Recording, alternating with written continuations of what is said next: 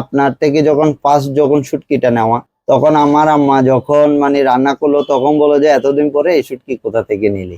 আসসালামু আলাইকুম। আজকে চলে আসলাম আমাদের একজন কক্সবাজারের সম্মানিত কাস্টমার মোহাম্মদ মুসা ভাই, যিনি দীর্ঘদিন ধরে আমাদের কাছ থেকে শুটকি নিয়ে আসতেছেন। মূলত মুসা ভাই ডিলারের বিজনেস করেন, একজন কক্সবাজার বলতে পারেন সফল ডিলার ব্যবসায়ী। তো আমরা আজকে তার কাছে চলে আসলাম আমাদের শুটকি খেয়ে তার মতামত কি, সেই বিষয়গুলো আপনাদের সাথে একটু শেয়ার করা। আসসালামু আলাইকুম। ওয়ালাইকুম মুসা সালাম ভাই কেমন আছেন? আছি আলহামদুলিল্লাহ ভাইয়া। আপনি কত বছর ধরে কক্সবাজারে? 4-5 বছর ধরে আছে। আচ্ছা, 4-5 বছর যে কক্সবাজারে আছেন, সেখান থেকে কখনো শুটকি ক্রয় করে খান নাই?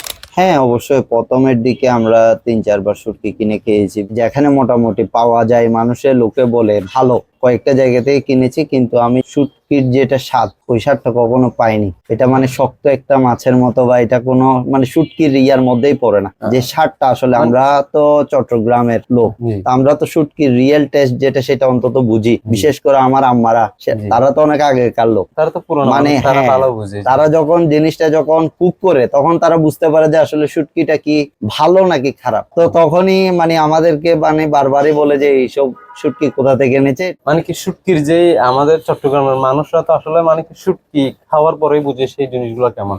মানে কি আন্টি সেই স্বাদটা পান নাই, পাই নাই, অরিজিনাল আমার আম্মাও পাই নাই, আমরাও পাই নাই। মানে আমরা ছোট থেকে যে শুটকি খেতে অভ্যস্ত, ওই শুটকির স্বাদটা আমরা পাইনি। আচ্ছা, তো আপনি তো প্রথম আমাদের কাছ থেকে যে শুটকি নিয়েছিলেন, টেস্ট হিসেবে আপনি বলছিলেন আমাদের কাছ থেকে 250 গ্রাম অল্প করে শুটকি নিয়েছিলেন। এরপর থেকে আরো বেশ কয়েকবার শুটকি নিয়েছেন, রাইট? প্রথমবার নেওয়ার পরে যখন আপনি শুটকির স্বাদে সন্তুষ্ট হয়েছেন, তো আমাদের শুটকি খেয়ে আপনার অনুভব কি? অবভিয়াসলি বেটার, কারণ যখনই আপনার থেকে যখন ফার্স্ট যখন শুটকিটা নেওয়া, তখন আমার আম্মা যখন মানে রান্না করলো তখন বলো যে এতদিন পরে এই শুটকি কোথা থেকে নিলি।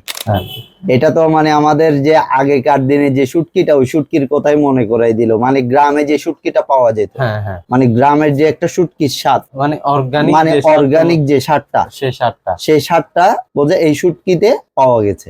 মানে অনেক বছর পরে আমার আম্মা মানে ওই জিনিসটা বারবার রিপিট করছে যে মানে আমি অনেক বছর পরে এই শুটকির রিয়েল যে টেস্টটা, আসলে ওই টেস্টটাই পাইছি। আন্টির খুশি, সেজন্য কি আপনার বারবার নেওয়া?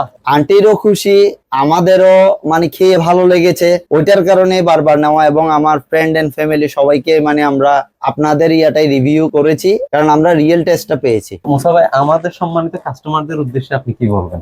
না, আমি তো অবশ্যই বলবো যে আপনাদের প্রথমে আমি যেভাবে নিয়েছি, অল্প করে প্রথমে নিয়ে ট্রাই করা উচিত যে আসলে গুণগত মানটা কেমন।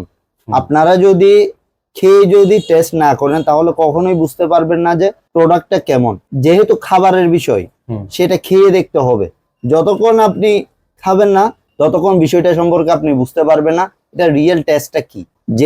যেহেতু অর্গানিক শুটকি, আমি অবশ্যই আপনাদের যারা কাস্টমার আছে আপনারা অল্প হলেও নিয়ে আগে ট্রাই করে দেখুন আসলে প্রোডাক্টটা কেমন। আপনারা যখনই খাবেন তখনই বুঝতে পারবেন যে আসলে এটার একটা রিয়েল টেস্ট আছে, যেহেতু প্রোডাক্টটা অর্গানিক। তো এতটুকুই সম্মানিত আমাদের একজন কাস্টমার, ওনার সাথে কথা বলে আসলে আপনাদেরকে এতটুকু জানাতে চাই, শুটকি যেখান থেকে ক্রয় করুন, শুটকি ক্রয় করার আগে কয়েকটা বিষয় অবশ্যই, শুটকিটা তাজা মাছ দিয়ে তৈরি কিনা, শুটকিটাতে কোনো ধরনের মেডিসিন ব্যবহার করা হয়েছে কিনা, লবণ ব্যবহার করা হয়েছে কিনা।